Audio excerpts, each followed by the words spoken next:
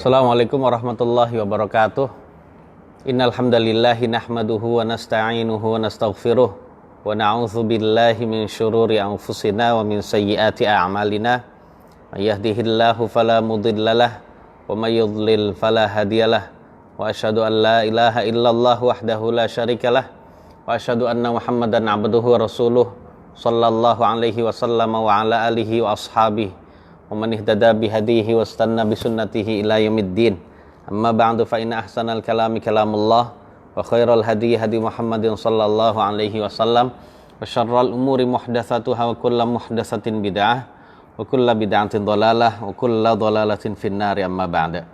Ma'asyiral muslimin wal muslimat, Bapak Ibu jamaah kaum muslimin dan muslimat dimanapun antum berada, termasuk yang berada di Masjid Baitur Rahim yang dimuliakan oleh Allah Subhanahu wa taala. Puji dan syukur kehadirat Allah Subhanahu wa taala atas segala limpahan karunia dan kenikmatan yang sangat besar, tidak terhingga dan juga tidak terhitung, serta tidak terputus-putusnya yang selalu Allah limpahkan pada kita semua jemaah sekalian.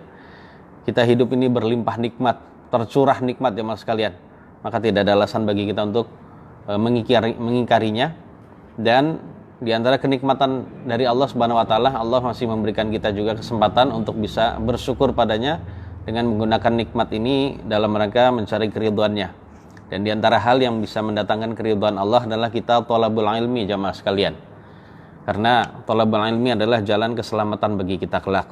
Dan mohon ya, mari sama-sama kita ikhlaskan niat kita agar benar-benar niat karena Allah untuk memperbaiki diri kita dan juga mendapatkan ridha Allah, agar kita bisa mendapatkan janji sabda Nabi yang mulia, man salaka tariqan yaltamisu fihi ilman sahalallahu lahu bihi tariqan ilal jannah.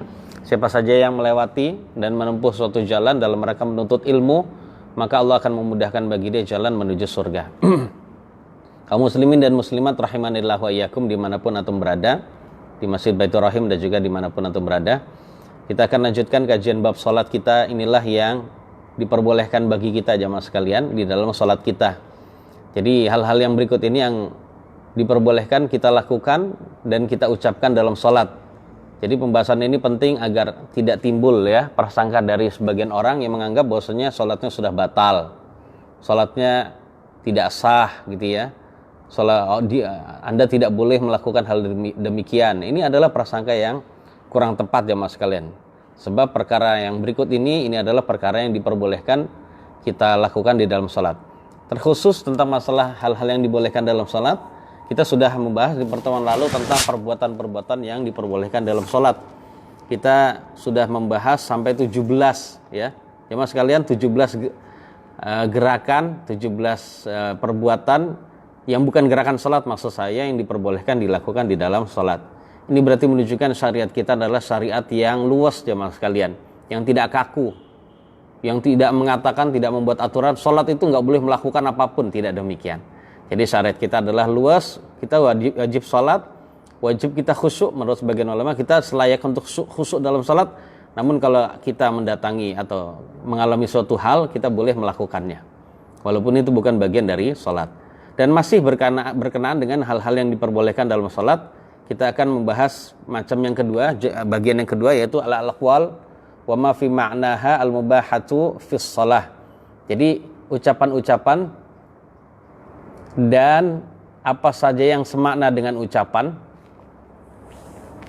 yang diperbolehkan di dalam salat. Jadi ternyata ucapan-ucapan berikut ini jamaah sekalian, atau hal-hal yang semakna dengan ucapan ini adalah sebenarnya bukan bacaan salat ya.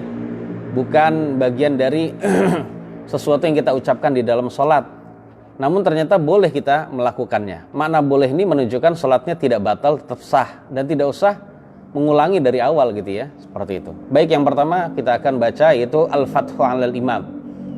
Jadi ucapan pertama yang diperbolehkan dalam sholat adalah al-fathu 'alal imam, mengingatkan bacaan imam yang keliru. Jadi mengingatkan bacaan imam yang keliru. Jamaah sekalian, terkadang imam itu mengalami ya kondisi keliru bacaannya dikarenakan tercampur ya di dalam hafalannya, di dalam ingatannya. Maka dalam keadaan demikian diperbolehkan bagi makmum di belakangnya kalau banyak gitu ya, kalau atau makmum di sampingnya ini kalau memang cuman sendiri ya mas kalian, untuk mengingatkan bacaan dari imam tersebut. Ya, disyariatkan jamaah sekalian. Jadi dengan syarat itu tadi, apabila kesalahannya tersebut menimbulkan akibat yang tidak baik bagi kitabullah, bagi kitabnya Allah, yaitu Al-Quran, seperti perubahan makna. Nah, karena bisa berubah makna, maka kita ingatkan. Di antara dalil jamaah sekalian yang menjelaskan tentang hal ini adalah hadis riwayat Imam Abu Daud, Imam Ibnu Hibban dan lainnya, dari sahabat Nabi Abdullah bin Umar radhiyallahu anhuma. Beliau bercerita bahwasanya Nabi SAW pernah melakukan sholat, lalu sedang membaca bacaan dalam sholat, kemudian beliau keliru dalam bacaannya karena tercampur. Karena memang di dalam Al-Quran itu banyak sekali ayat-ayat mutasyabihat, maksudnya yang serupa dengan yang lain, ya, serupa di tengahnya ternyata yang ujungnya yang beda aja mas sekalian, ujung ayatnya yang beda. Nah, itu ada hikmah sendiri dari Allah mengapa berfirman demikian. Nah, ternyata ya itulah menunjukkan bahwasanya Nabi kita SAW adalah manusia biasa. Nah, Allah takdirkan beliau bacaannya lupa gitu ya. Dan ternyata ketika Nabi ditakdirkan lupa, Allah ingin membuat syariat baru jamaah sekalian. Ternyata syariat baru itu adalah diantaranya adalah al-fathu 'alal imam, yaitu mengingatkan bacaan imam. Kemudian ketika Nabi keliru bacaannya, ya nggak ada yang mengingatkan itu. Setelah Nabi selesai sholat, Nabi berkata kepada Ubay, Nabi bersabda kepada Ubay, "Shalaita ma'ana, wahai Ubay, kamu sholat bersama kita nggak?" Ya maksudnya gitu ya, nanya, mana ada Ubay nggak sih, kalau bahasa gitu. Kemudian Ubay berkata, "Na'am, iya Nabi ada."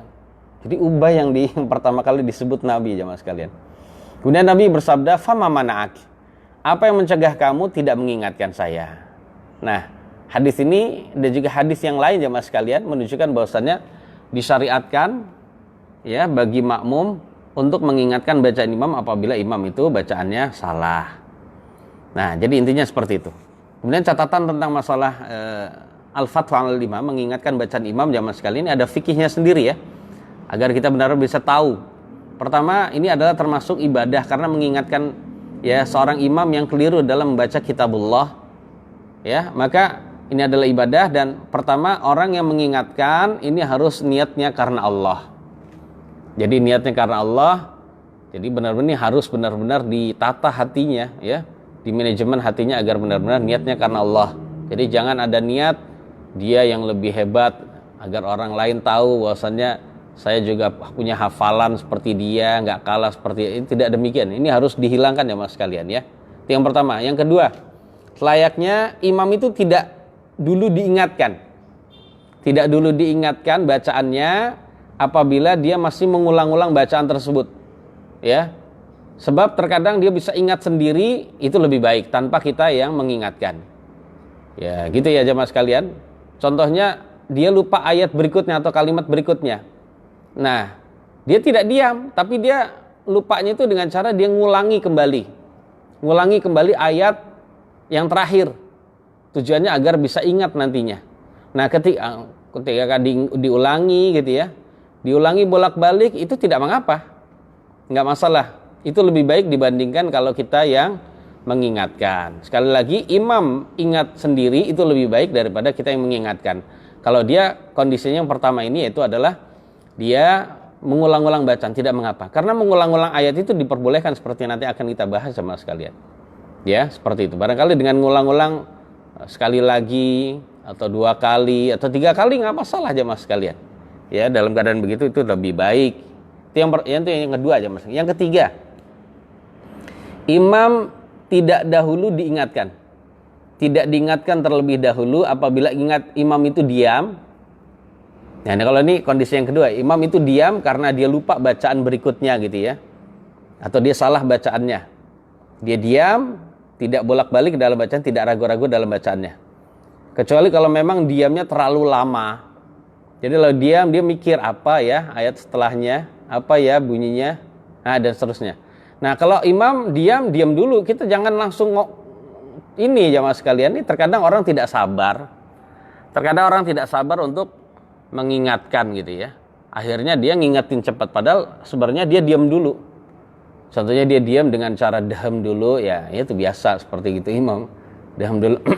Nah, dia memikirkan gitu. Nah, kalau dia ingat sendiri itu lebih baik ya daripada kita mengingatkan. Karena bisa jadi dia berpikir sejenak, kemudian diingat, ya sudah lebih baik. Jadi seperti itu. Kecuali kalau sekali lagi kalau diamnya terlalu lama, baru saat itu, dan ini bisa kita perkirakan saja. Ya, sudah mungkin berlalu berapa? 1/4 menit, ya, 15 detik misalnya, kok diam aja, ya kita bisa mengingatkan. Jadi makmum di belakangnya bisa mengingatkan. Intinya jangan ketika diam langsung diingatkan, tapi tunggu dulu. Ya mungkin 15 detik gitu ya. Ini perkirakan saja jamaah sekalian ya. Diperkirakan lama ini gitu ya. Maka kita bisa mengingatkan. Baik, yang keempat. Yang keempat adalah imam tidak perlu diingatkan apabila imam salah dalam bacaan yang tidak sampai merubah makna. Karena kesalahan dalam sholat itu ada disebut lahan khafi dan lahan jali. Lahan khafi itu adalah maknanya, lahan itu kesalahan ya, kekeliruan.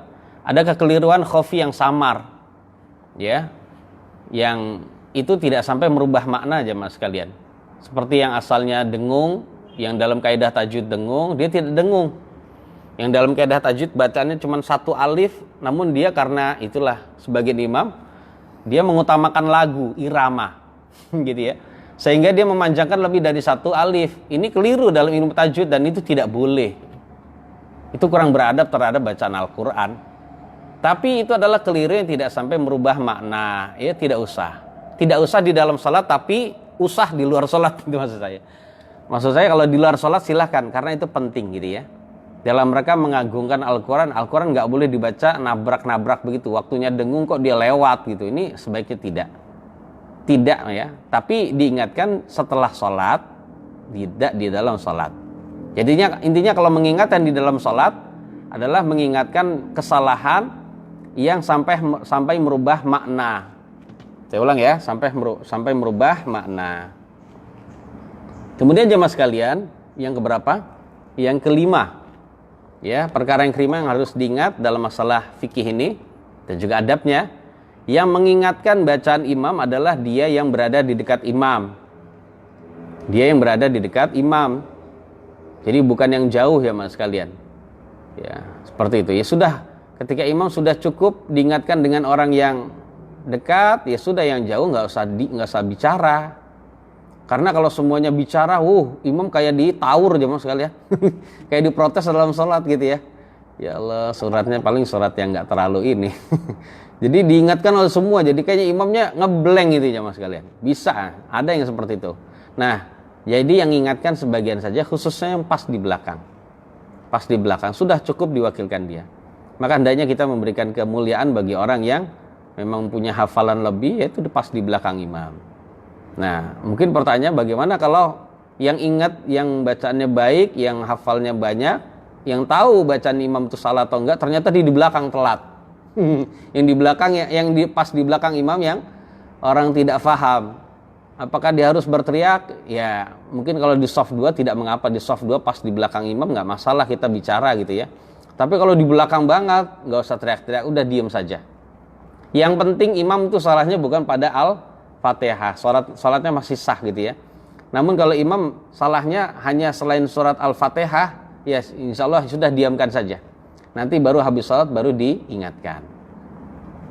Ya nggak usah diingetin, habis itu biasanya imam kalau yang peduli dengan Al-Quran, tadi lupa apa sih? Dia akan lihat lagi ya mushafnya aja mas kalian ya. Nah, seperti itu. Kemudian jadi tidak usah teriak-teriak gitu, apalagi dia lagi di luar sholat. Wa yatajannabuhal asqa, nggak perlu gitu jangan sekalian. Terus yang keenam, 6 ya Pak ya? Yang keenam adalah apabila jamaahnya itu terdiri dari laki-laki dan perempuan, maka makmum laki-laki saja yang mengingatkan. Namun seandainya tidak ada laki-laki yang tahu tentang ayat terusannya, ya tidak ada yang hafal, apakah makmum perempuan mengingatkan? Jawabannya tidak. Jawabannya tidak ya, karena ya bisa menimbulkan fitnah ya mas kalian. Apalagi suara perempuan itu, sebenarnya suara perempuan mungkin ditanya suara perempuan itu aurat atau tidak? Jawabannya tidak. Tapi ketika dia namanya makmum perempuan, itu ketika berada di belakang, itu dia memperkirakan suaranya harus dikeraskan saat mengingatkan imam, makanya dia bersuara agak keras, maka itu bisa menimbulkan fitnah jamaah sekalian bagi makmum laki-laki. Maka hendaknya enggak usah, kecuali kalau makmumnya perempuan semua. Seperti ya, seorang ustadz habis ngajar kajian ibu-ibu, habis itu melaksanakan sholat berjamaah, ya, makmumnya perempuan semua, boleh apa enggak? Ya nggak masalah, kenapa? Nggak ada laki-lakinya pada sibuk kerja gitu ya. Ya ibu-ibu semua gitu, maka tidak mengapa saat itu ibu-ibu mengingatkan. Ya, daripada nggak ada yang ngingetin, Pak, gimana coba?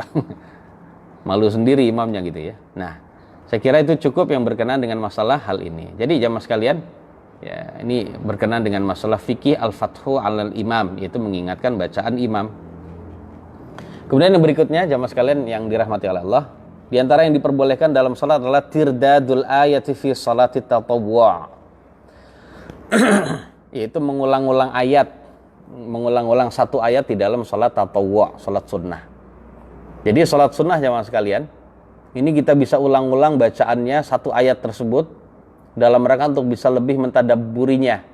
Sebab sebagian ya orang berkata, sebagian orang yang memang faham jamaah sekalian tentang masalah ilmu tadabbur ini, di antara perkara yang bisa membuat kita mudah bertadabbur terhadap Al-Qur'an dan bisa membuat kita berpengaruh gitu ya dalam hati kita dan bisa mencairkan ya air mata kita, itu adalah mengulang-ulang ayat. Jadi karena hati kita itu sudah keras ya mas sekalian, sudah keras dengan dunia, dengan kesibukan dunia gitu ya, dengan harta juga, pokoknya dengan kelalaian-kelalaian yang ada di dunia ini. Nah saat itu diantara hal yang bisa melunakkan kita dan juga bisa membuat air mata kita cair mengingat terhadap Allah dan akhirat dan kandungan kitabullah adalah dengan cara kita mengulang-ulang suatu ayat yang memang itu ya menurut orang yang sholat itu penting dia ingat-ingat, silakan, nggak masalah. Karena Nabi kita yang mulia sallallahu alaihi wasallam jamaah sekalian itu pernah mengulang-ulang satu ayat sampai subuh jamaah sekalian. Ini berdasarkan hadis riwayat dari Imam An-Nasai, Imam Ahmad jamaah sekalian ya, dari sahabat Nabi Abu Dzar Al-Ghifari radhiyallahu anhu. Nabi kita sallallahu alaihi wasallam, kata Abu Dzar, pernah membaca ayat ini lalu beliau mengulang-ulanginya sampai subuh.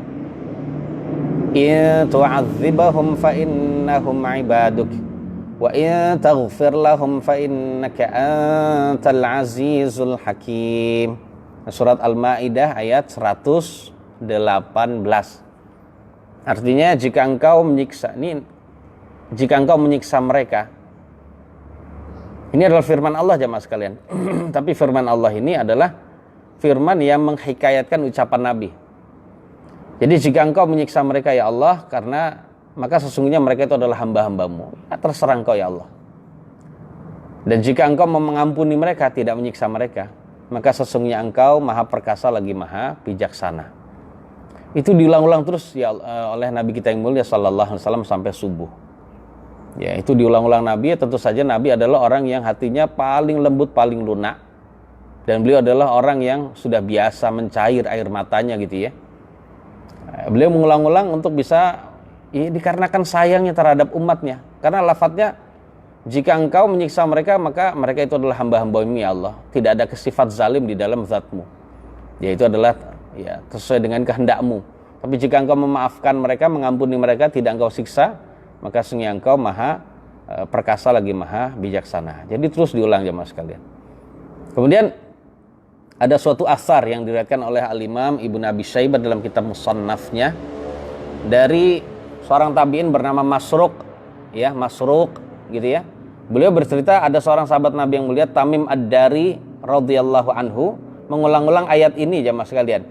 Am hasiballadzina jatarahus sayyiati an naj'alahum kalladzina amanu wa 'amilus shalihati sawa'am mahyahum wa mamatuhum. Jadi apakah orang-orang yang berbuat keburukan itu mengira bahwasanya kami menjadikan mereka seperti orang-orang yang beriman dan beramal soleh, sama kehidupan mereka dan matinya. Jadi orang-orang yang sudah banyak dosa itu mereka pikir kami akan menjadikan mereka sama seperti orang-orang beriman dan beramal soleh, sama di dalam hidupnya dan matinya. Oh, nggak akan mungkin. Beda ya antara orang beriman ya dan beramal soleh dengan orang-orang yang banyak berbuat dosa. Ya, ini diulang-ulang terus jamaah sekalian. Sekali lagi, Tamim Ad-Dari adalah sahabat Nabi yang ahli Al-Qur'an. Ya, ahli Al-Qur'an juga. Ya, dan ini diulang-ulang terus. Ini adalah surat Al-Jathiyah ayat 21 jamaah sekalian. Jamaah sekalian yang dirahmati oleh Allah Subhanahu wa taala. Jadi intinya diperbolehkan kalau memang ada hajat. Nih, ngulang-ulangi bolak-balik namanya mengulang-ulang, terserah kalau dalam sholat sunnah. Namun kalau dalam sholat wajib boleh apa tidak? Jawabannya boleh, cuman jangan terlalu sering ngulangin, karena itu akan memberatkan. Sedangkan yang ingin dibaca oleh imam contohnya satu halaman gitu, tapi satu ayat diulangi bolak-balik, ya mungkin sekali dua kali saja cukup karena untuk mentadabburi gitu ya, nggak masalah. Tapi kalau diulangi sampai 10 kali jemaah sekalian, bolak-balik gitu, ini ya tidak tahu tempatnya imam seperti itu. Jadi karena sholat wajib khususnya adalah sholat berjamaah ini adalah dibangun di atas keringanan. Jadi usahakan meringankan makmum. Kecuali kalau kita mau tahu makmumnya itu adalah makmum yang kuat-kuat sholatnya. Ya, kita sudah tahu dari ini mereka, dan mereka kita pernah tanyain, kalau saya baca panjang gimana? Setuju. Kalau memang begitu nggak masalah gitu ya. Ya, tapi kalau campur dengan kakek-kakek, dengan orang yang sudah tua jamaah sekalian, mereka sudah mau ke masjid, alhamdulillah, maka jangan dibuat mereka lari gitu ya. Demikian. Wallahu a'lam bishawab. Itu yang keberapa? Yang kedua jamaah sekalian. Maka intinya kalau sholat wajib sebaiknya kalau mengulangi 2 kali saja atau paling banyak 3 kali agar tidak memberatkan makmum karena kelamaan bacaannya. Taib. Yang ketiga jamaah sekalian yang diperbolehkan di dalam sholat kita, dan ini sekali lagi makna diperbolehkan adalah tidak membatalkan sholat kita, yaitu al-buka'u wal aninu fis shalah. Jadi tidak mengapa seseorang dalam sholat menangis dan merintih jamaah sekalian. Jadi saat sholat dia menangis dan merintih. Jadi jamaah sekalian, menangis di saat sholat kalau itu dikarenakan takut kepada Allah dan ingat surga dan neraka dan lain-lain gitu ya. Kita mengingat bahwasanya kita masuk surga enggak ya? Jangan-jangan kita juga masuk neraka gitu ya. Itu kita bayangkan pada diri kita jamaah sekalian, sehingga itu timbul rasa takut kepada Allah, dan akhirnya itu bagi orang yang lembut hatinya cepat mencair jamaah sekalian. Cepat mencair, tidak membeku jamaah sekalian seperti orang yang keras hatinya. Nah, kalau seperti itu, maka itu adalah perkara yang terpuji dan diberi pahala oleh Allah Subhanahu wa taala. Dan tentu saja tidak membatalkan sholat sebagaimana disangka oleh sebagian orang gitu ya. Akan tetapi ada lagi yang tetapi. Jika dia menangisnya itu karena sakit, menangis lagi sholat karena sakit, ya gitu ya, atau karena musibah yang menimpa dia dan dia tidak kuasa untuk menahan tangis itu, ya dia kayaknya harus menangis, dia harus merintih nangis karena sakit gitu. Maka ini juga tidak mengapa jamaah sekalian. Ini daripada dia nggak sholat, ya memang lagi sakit gitu ya. Lagi sakit. Misalnya pas lagi sholat dia terasa sakit. Jadi gitu. Sampai dia menunda bacaan sholat atau sambil baca sholat dia dalam keadaan menahan sakit gitu. Terus sehingga meneteskan air mata dia menahan sakit gitu ya. Maka ini juga tidak mengapa. Yang penting jangan nangisnya meraung-raung. Gitu ya jamaah sekalian. Karena sakit. Nah, ini batal kalau begitu jamaah sekalian. Terus kapan sholatnya? Ya sholatnya sembuhin dulu, minum obat dulu, gitu. Jadi minum obat penahan rasa sakit atau yang menghilangkan rasa sakit dengan izin Allah gitu ya. Nanti habis itu setelah sakitnya hilang, baru saat itu dia melakukan sholat. Nah, demikian jamaah, itu solusi gitu ya. Jadi demikian. Dan kita lihat jamaah sekalian, di antara sifat orang yang bertakwa, sifat orang beriman sepanjang masa itu, seperti yang Allah firmankan dalam surat Maryam, "Idza tutla 'alaihim ayatur rahman yakharru sujada wa bukiya." Ya. Apabila ayat-ayat Allah yang Maha Rahman dibacakan kepada mereka, maka mereka menjatuhkan diri dalam keadaan sujud dan menangis. Kemudian dalam surat yang lain, yaitu surat Al-Isra atau surat Bani Israil ayat 109, wa yakhirruna lil azqani yabkuna wa yaziduhum khushu'a. Dan mereka menjatuhkan diri dalam keadaan nangis dan bertambah kekhusyuan mereka. Ya berarti memang ya ini salat yang khusyuk, yang bisa menangis karena takut pada Allah, bukan karena sakit ya Mas kalian ya. Nah, seperti itu. Kemudian dari Itu dari ayat ya mas sekalian ya. Kemudian dari apa? Dari hadis Nabi yang mulia. Ternyata diriwayatkan oleh Abdullah ibn Syekhir, ini sahabat Nabi yang termasuk abadilah ya. Bukan abadilah. Sahabat Nabi yang bernama Abdullah tapi bukan masuk abadilah ya. Abdullah ibn Syekhir ini jarang memang meriwayatkan hadis ya. Beliau berkata, saya pernah mendatangi Nabi saat itu beliau sedang sholat. Nah, saat itu sedang sholat, maksudnya sholat sunnah Pak ya. Sebab kalau wajib dia ikut sholat. Nah, saat itu di dadanya Nabi terdengar suara rintihan seperti suaranya periuk yang sedang mendidih. Air periuk lagi atau panci gitu jamaah sekalian. Kalau lagi memasak air itu kan mendidih air itu. Nah, suaranya mendidih kluk gitu ya. Nah, seperti itulah keadaan dadanya Nabi saat beliau menahan nangis. Ya, saat beliau menahan nangis dan akhirnya nangis juga jamaah sekalian. Nah, jadi intinya menangis dengan ditahan itu diperkenankan. Begitu juga disamakan dengan menangis itu isak tangis jamaah sekalian. Isak. Jadi isak tangis itu karena apa? Suara air hidung yang ya gitu ya. Nah, gitu. Nah, namanya isak gitu ya. Namanya isak tangis itu tidak mengapa, tidak membatalkan sholat. Begitu juga apa contohnya Pak? Ya intinya isak tangis sama sekali. Isak tangis ini tidak mengapa. Jadi tidak membatalkan sholat. Ternyata jemaah sekalian yang dirahmati oleh Allah, Nabi juga pernah nangis lagi jemaah sekalian. Jadi beliau nangisnya itu sering. Seperti hadis riwayat Imam Ahmad dan Ibnu Khuzaimah. Ali bin Abi Thalib radhiyallahu anhu pernah bercerita, tidak ada pasukan berkuda, tidak ada seorang pengendara atau joki kuda di hari perang Badar, tidak ada dari kami yang termasuk joki kuda ya, yang orang yang menaiki kuda dengan baik selain Miqdad ibnul Aswad. Dan kami pernah mengalami tidak ada ya pas lagi perang itu ya, perjalanan perang, kami pernah mengalami ya, di antara kami tidak ada yang tidur ya, mohon maaf, di antara kami semuanya tidak ada di antara kami melainkan semuanya tidur. Jadi kami pernah mengalami suatu safar gitu maksud saya, suatu safar. Nah, setelah istirahat di suatu tempat kami semuanya tidur karena kecapean, kecuali yang tidak tidur adalah Rasulullah SAW. Ya, beliau saat itu berada di bawah pohon. Berada di bawah pohon, sholat malam maksudnya, beliau menangis sampai subuh, Pak. Ya Allah, begitu lembutnya hati Nabi kita yang mulia sallallahu alaihi wasallam, Pak ya. Yang kita mungkin sulit meniru demikian itu ya. Jadi begitu lembutnya Nabi yang banyak berdoa untuk kebaikan apalagi bagi umatnya gitu ya. Kemudian Abu Bakar As-Siddiq juga ini adalah seorang sahabat Nabi yang tingkat keimanannya di bawah Nabi langsung jemaah sekalian. Ya, seperti itu. Ya, ketika Nabi SAW sedang sakit gitu ya, sakit parah. Jadi Abu Bakar ternyata disuruh ngimami sholat dan beliau ngimami. Dan memang kebiasaan Abu Bakar kalau mengimami sholat itu beliau hatinya sangat tipis ya mas kalian, sering menangis. Nah, karena menangis beliau tidak memperdengarkan bacaannya gitu. Beliau meneruskan bacaannya, terkadang bisa meneruskan bacaannya tapi tidak bisa terdengar oleh orang. Karena nangis terus, nggak bisa diam ya mas kalian nangisnya gitu ya. Sehingga hatinya tuh sangat tipis gitu ya. Sehingga saat beliau direkomendasikan oleh Nabi, karena Nabi sudah tidak bisa ngimami, ya saat Nabi tidak bisa ngimami gitu ya, Abu Bakar direkomendasikan jadi imam salat.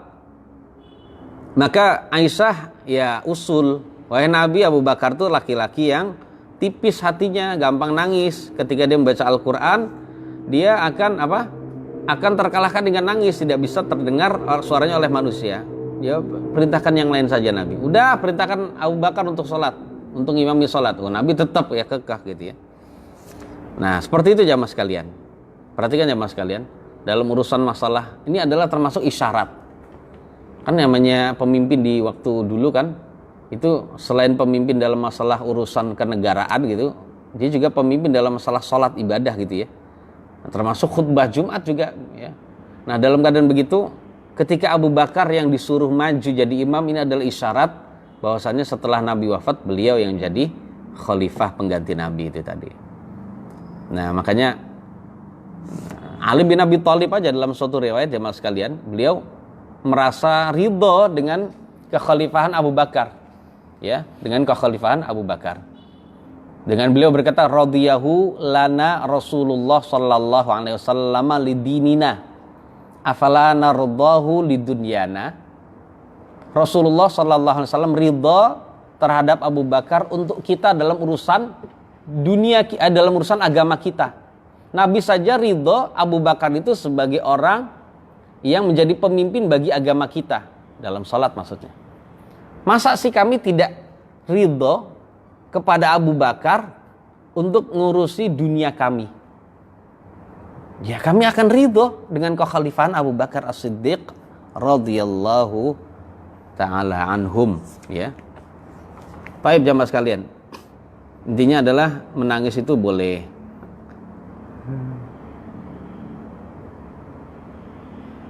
Kemudian yang berikutnya jamaah sekalian yang diperbolehkan dalam salat adalah an-nafkhu asna as-salati li hajatin.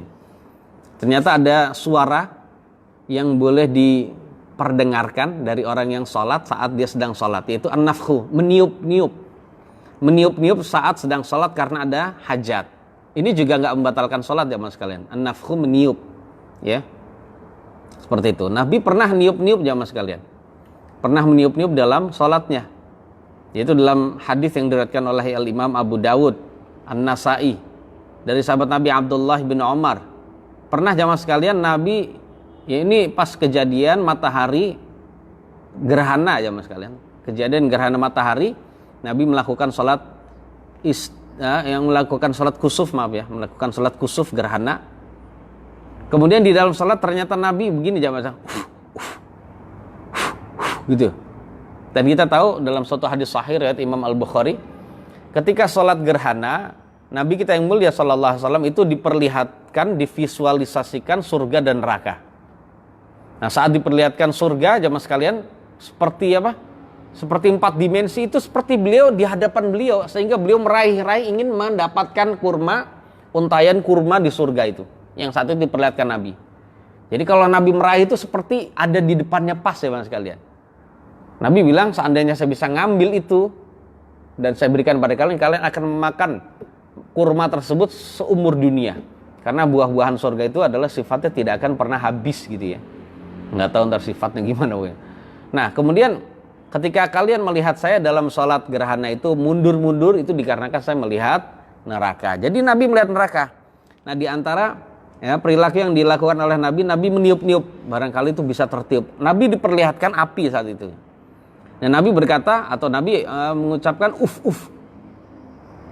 Kalau bahasa kita gitu ya, niup. Kemudian Nabi berdoa ya mas sekalian, Rabbi alam ta'idni alla tu'adzibahum wa ana fihim, alam ta'idni alla tu'adzibahum wa hum yastaghfirun. Ya, Nabi bersabda ya mas sekalian, maksudnya berdoa gitu pada Allah, wahai Rabbku, bukankah engkau telah berjanji kepadaku tidak akan menyiksa umatku dalam keadaan saya masih berada di tengah-tengah mereka? Bukankah engkau juga telah berjanji kepadaku ya Allah tidak akan menyiksa mereka dalam keadaan mereka memohon ampun? Ini sekali lagi menunjukkan sayangnya Nabi terhadap umatnya kita. Namun kita yang disayang oleh Nabi ya ternyata malas melaksanakan sunnah. Ini mudah-mudahan kita tidak termasuk demikian ya mas sekalian ya.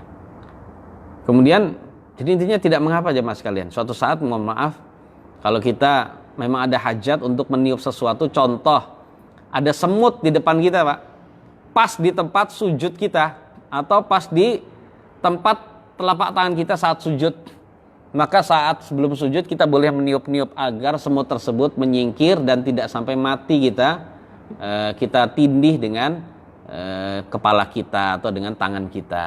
Kita tahu jemaah sekalian termasuk adab Islam, kita tidak boleh membunuh semut jemaah sekalian, kecuali hanya semut yang menyakiti kita itu yang boleh kita bunuh. Dan karena tidak semua semut demikian, maka kita harus, jadi hukum asal membunuh semut tidak boleh. Semut yang kita tahu menyakitkan saja tidak boleh langsung kita bunuh kalau itu tidak menyakiti kita. Ya mungkin hanya sekedar lewat, hanya sekedar ini. Ya, kalau tidak menyakiti jangan jemaah sekalian. Karena itu adalah termasuk umat kata Nabi. Termasuk umat yang bertasbih yang tidak boleh kita bunuh. Jadi sampai seperti itu, ini adalah disebut rahmatnya Islam, rahmatan lil alamin. Sampai bangsa semut saja, bangsa hewan Jadi alam hewan saja merasakan rahmatnya Islam kalau Islam itu benar-benar diterapkan, ya. Berikutnya yang keempat, bunyi-bunyian di dalam salat yang dibolehkan adalah an-nahnahatu fis salati lil hajati. Nahnahah, gitu ya. Nahnahah itu maknanya adalah berdeham, jamaah sekalian. Deham itu boleh dalam salat, nggak dilarang. Sekali lagi, deham dalam salat itu diperbolehkan, tidak dilarang. Kalau memang ada hajat, jadi tidak dilarang karena memang ada hajat. Karena alasannya apa, jamaah sekalian? Yang dilarang Nabi itu adalah berbicara. Sedangkan deham itu tidak masuk dalam golongan berbicara atau kalam, gitu ya. Nah, dan juga tidak menunjukkan apapun, ya, bisa bermakna ini dan itu, gitu ya. Cuma untuk lebih berhati-hati, jamaah sekalian, deham itu jangan sampai membentuk suatu huruf. Contohnya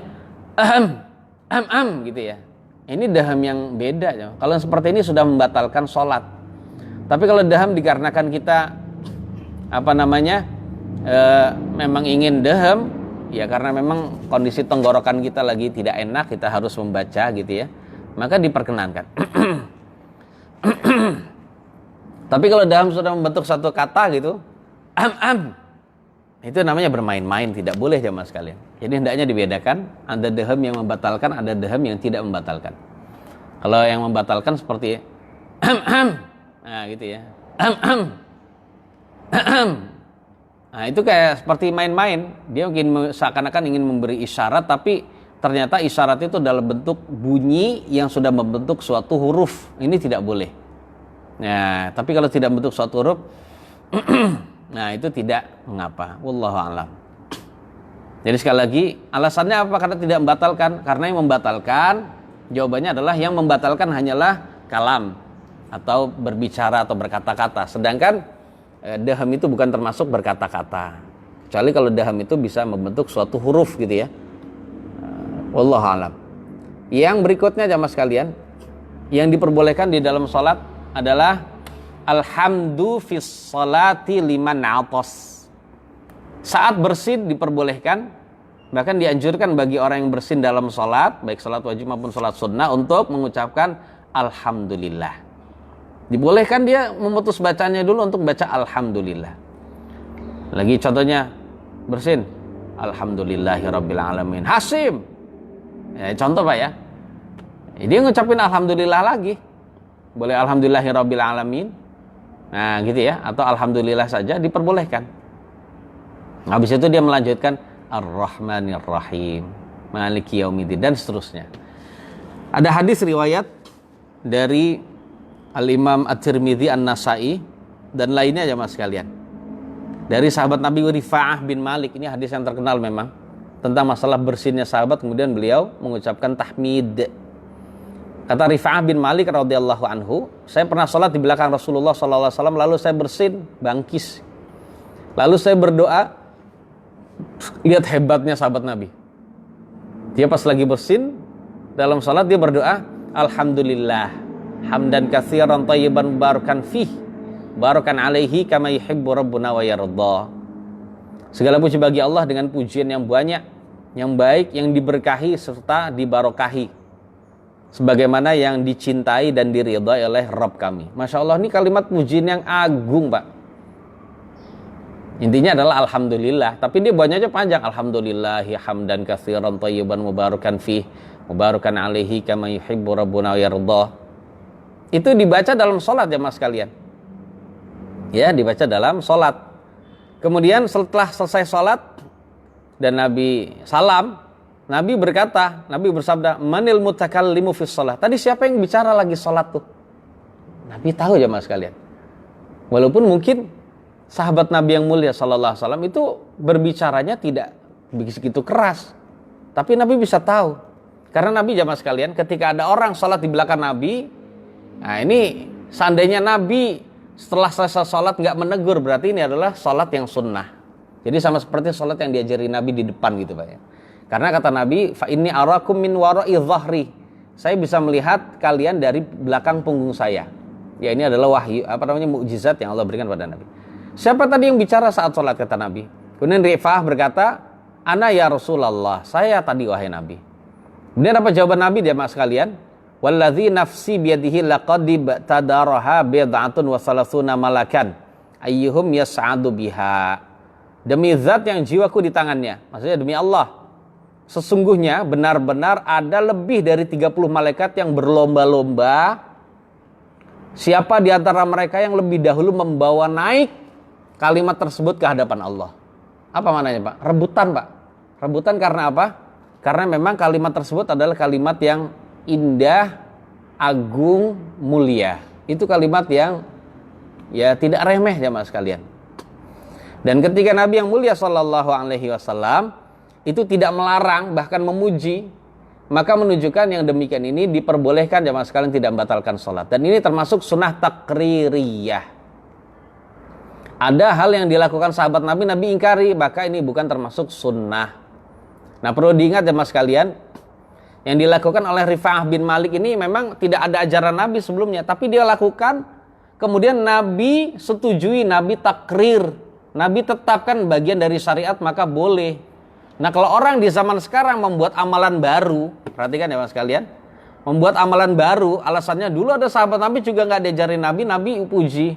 Berarti menunjukkan sekarang itu kalau membuat amalan baru juga tidak mengapa, ini adalah keliru. Lah, kalau kita siapa yang benerin kita coba amalannya?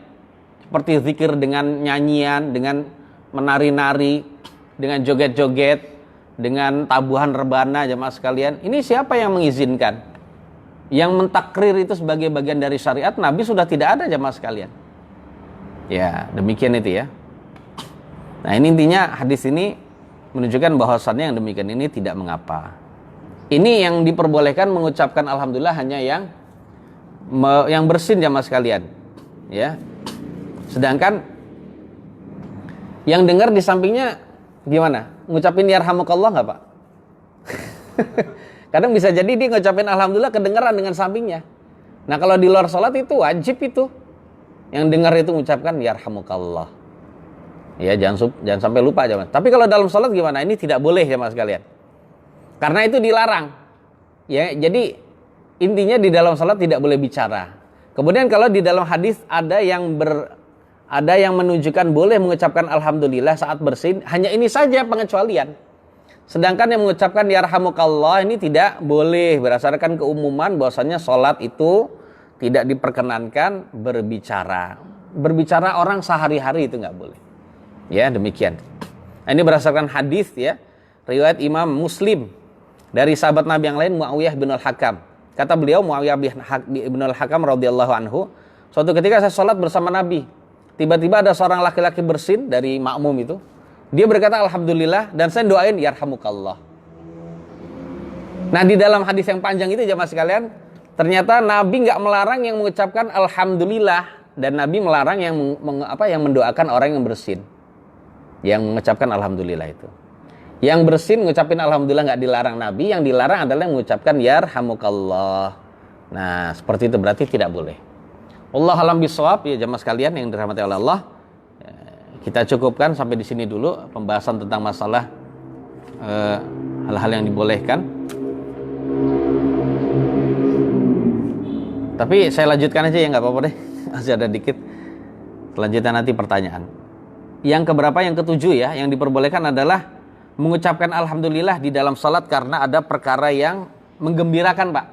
Terkadang lagi salat kita mendengarkan ada orang yang berbicara, ya kita mendengar dan pembicaraan dia itu menyenangkan kita, Pak. Maka dalam salat kita boleh memutus bacaan, habis itu kita mengucapkan alhamdulillah. Itu boleh, Pak. Ini berdasarkan hadis yang diriwayatkan oleh Al-Imam Bukhari dan Muslim dari sahabat Nabi Sahal bin Sa'ad As-Sa'idi radhiyallahu anhu, ya, tentang kisah perginya Nabi menuju Bani Amr bin Auf. Karena suku Bani Amr bin Auf itu lagi bertikai di antara mereka. Ya, Nabi datang untuk mendamaikan. Itu karena memang perintah Allah Subhanahu wa taala. Innamal mu'minuna ikhwatun fa aslihu baina akhawaikum. Ya, sesungguhnya orang beriman semua bersaudara, maka damaikanlah di antara dua saudara kalian. Apalagi ini bukan dua saudara lagi, banyak yang bertikai. Satu suku, mungkin satu keturunan tapi bertikai aja. Akhirnya Nabi datang ke sana untuk mendamaikan. Kemudian datang waktu sholat, Nabi belum datang di Masjid Nabawi. di sekitar Masjid Nabi belum datang. Lama banget, tunggu lama banget. Akhirnya Abu Bakar ngimami. Abu Bakar yang jadi pengganti Nabi. Nah, saat lagi Abu Bakar ngimami jamaah sekalian, Nabi datang, mereka lagi sholat. Abu Bakar pengen mundur, namun Nabi isyarat tetap kamu di situ. Tetap kamu berada di tempatmu. Kemudian Abu Bakar mengangkat tangan. Alhamdulillah. Ya, Abu Bakar berkata alhamdulillah, imam utamanya datang maksudnya gitu ya. Alhamdulillah yang lama amarobihi Rasulullah sallallahu alaihi wasallam. Artinya segala puji bagi Allah atas perintah Rasulullah dari hal itu. Maksudnya perintah Rasulullah suruh saya tetap di tempat. Nah, ucapan alhamdulillah itu saat itu tidak membatalkan kalau memang ada perkara yang menggembirakan. Yang gembira itu karena Nabi datangnya jemaah sekalian. Karena Nabi datang, ini adalah perkara yang menggembirakan, maka saat itu Abu Bakar berkata alhamdulillah. Dan itu Nabi tidak menganggap sholatnya batal, berarti diperkenankan. Kemudian yang terakhir ya mas sekalian, terakhir yang diperbolehkan saat sholat adalah mengajak bicara orang yang sedang sholat dan bertanya kepada dia kalau ada hajat. Jemaah sekalian, ini menunjukkan murunahnya, fleksibelnya syariat Islam. Lagi sholat, dia kan lagi konsentrasi khusyuk, ternyata masih boleh loh ditanya. Boleh loh diajak bicara gitu ya. Kok bisa? Iya. Karena Nabi yang mulia sallallahu alaihi wasallam jamaah sekalian dalam hadis sahih riwayat Imam Muslim itu ketika suatu ketika Jabir bin Abdullah radhiyallahu anhuma diutus oleh Nabi untuk mendatangi Banil Mustalik. Ada utusan Nabi datang ke Banil Mustalik, suku Banil Mustalik. Ya. Ya kemudian setelah selesai urusannya, beliau mendatangi Nabi dalam keadaan Nabi sedang sholat sunnah. Dia Jabir bin Abdullah radhiyallahu anhuma, beliau mengajak bicara Nabi. Namun Nabi tidak menjawab beliau, melainkan dengan isyarat tangannya. Dengan isyarat tangan mungkin begini-gini atau begini atau begini. Itu kan isyarat tangan. Nabi tidak menjawab dengan lisan karena beliau sedang sholat. Nah, ketika beliau menjawab berarti menunjukkan beliau tidak mengingkari, ya, beliau tidak mengingkari perilaku dari Jabir yang ngajak bicara, Pak. Ya, sebab kalau mengingkari maka beliau begini, minggir kamu, saya sedang sholat, ngajak ngobrolnya gitu. Tapi tidak demikian. Jadi isyaratnya itu menunjukkan bahwasanya Nabi memperkenankan jamaah sekalian. Jadi boleh ya diajak bicara. Begitu juga pas lagi sedang sholat kusuf. Sholat gerhana jamaah sekalian, saat situasi gerhana matahari di zaman Nabi, orang-orang sedang sholat, termasuk Asma binti Abu Bakar juga sedang sholat. Kemudian, ya, si Aisyah sedang sholat, maaf ya. Kemudian Asma datang, Asma mengajak bicara kepada Aisyah yang saat itu sedang sholat gerhana bersama dengan kaum muslimin. Malin nas, ini kenapa nih orang pada sholat? Kemudian Aisyah radhiyallahu anha berisyarat. Oh iya, sedang ada gerhana, makanya orang sedang sholat. Jadi gitu. Jadi intinya boleh jemaah sekalian. Intinya boleh mengajak bicara pada orang yang sedang sholat. Namun orang yang sholat, karena ada urgent nggak masalah Pak. Ini orang sholat 5 menit, kita pengen berangkat sekarang, urgent darurat. Boleh. Mah, kuncinya di mana? Pak, kuncinya di mana? Nah gitu, maksudnya di lemari. Ini misalnya lemari di samping sini. Nah dia diambil. Udah. Yaudah boleh, nggak masalah jemaah sekalian. Tapi dia tidak boleh menjawab dengan lisan. Wallahu a'lam bishawab. Silakan ada yang mau bertanya. Selagi saya bisa saya akan jawab. Kalau dalam sholat jamaah itu batasan makmum itu sampai semana sih? Kadang-kadang kita mendengar suara bacaan syir dari kawan kita di sebelah itu. Jadi konsentrasi kita jadi hilang gitu. Kalau kita sir Kan dalam sholat syir ya, antar jamaah itu bacaan sampai kita dengar terus sejam apa gitu. Oh yang antum tanyaan bacaannya. Nah, kadang-kadang kawan kita lagi sholat suaranya kedengaran sampai kita gitu. Baik. Jadi saja sudah bisa mendengar, maka hendaknya ya kita pelankan ya mas sekalian. Khawatir mengganggu, dan mengganggu orang yang sholat itu tidak boleh. Wallahu a'lam bishawab. Gitu Pak. Ya, harus dikasih tahu. Memang ada sebagian orang yang demikian. Kalau dia belum bisa juga Pak, dan itu selalu mengganggu orang sholat, ya dinasihati dia untuk sholat sendiri aja di rumah. Gitu Pak. Ya habis gimana? Mengganggu, Pak. Ada nggak seperti itu sih? Ada di sebagian masjid ya, tapi nggak semua, alhamdulillah. Ada lagi silakan pertanyaan barangkali di Ada di Facebook. Assalamualaikum Ustaz. Waalaikumsalam warahmatullahi Semut merah yang suka merayap di kasur misalkan lumayan banyak karena kecil-kecil dan menggigit kulit saya bisa kan dibunuh. Apakah membunuh perlu membaca bismillah atau tidak ya Ustaz? Sudah. Baik, tentang masalah membunuh semut jamaah sekalian. Yang tadi ditanyakan membunuh semut merah yang merayap di kasur gitu ya. Kasur tadi ya. Itu yang boleh kita bunuh jamaah sekalian adalah yang satu semut saja atau sebagian semut yang menyakiti. Adapun yang lain masih merayap kita bunuh, ini tidak boleh. Ini yang dilarang jamaah sekalian ya. Jadi ada kisah itu dulu kata Nabi yang mulia sallallahu alaihi wasallam dalam hadis yang sahih, diantaranya lewat Imam An-Nasai. Dulu ada seorang nabi yang sedang beristirahat di bawah pohon. Kemudian digigit oleh semut, satu semut digigit. Ternyata banyak semut yang lain ada di situ. Tapi yang gigit cuma satu. Kemudian oleh Nabi dibakar semua itu. Sehingga mati itu semutnya. Akhirnya diberi wahyu oleh Allah bahwasanya satu semut gigit kamu tapi kamu membunuh umat yang banyak yang bertasbih kepada Allah Subhanahu wa taala. Jadi artinya Nabi saat itu hanya diperkenankan untuk membunuh satu semut saja yang menggigit. Nah, kalau di dalam di dalam syariat dulu membunuh semut dengan cara membakarnya, yang kalau semut itu menyakitkan nggak apa-apa. Tapi kalau dalam syariat kita tidak boleh. Artinya di sini diambil faedah bahwasannya boleh membunuh semut yang menyakitkan saja, yang menyakiti saja. Tapi kalau semut yang tidak menyakiti yang lain banyak, ya sudah tinggal kita sapu saja, Pak. Kita sapu, jangan dibunuh, Pak, nggak boleh. Ya, kita sapu saja. Kita sapu sampai sebisa mungkin. Ya, kita sapu jangan sampai pas lagi kita sapu kok ada yang mati ya, kita bukan ini kita, Pak. Ya pokoknya kita tidak ada niat untuk membunuh, maka seandainya kita pas kita sapu itu ada yang mati, maka insya Allah tidak mengapa, tidak dosa bagi kita. Yang penting dalam rangka untuk karena untuk menghilangkan bahaya itu adalah perkara yang memang dianjurkan dalam Islam. Ya, perkara yang dianjurkan dan diperintahkan, maka dan diantaranya salah satunya adalah itu. Nah, demikian ya Mas. Kemudian tentang masalah membunuh semut, seandainya boleh, apakah dengan baca bismillah? Nggak usah. Bunuh saja semut dan itu hukumnya boleh. Namun kalau kita bisa maafkan juga semut, Pak. Ada semut gigit, tapi kita giniin aja. Jangan langsung digigit pitas, Pak. Diginiin dulu. Ini masih gerak-gerak, ya sudah taruh sini, jangan dibunuh. Biar dia sembuh sendiri. Gitu. Allahu a'lam bishawab. Sayangnya Islam ya terhadap alam makhluk ya, alam hewan. Ada lagi silakan.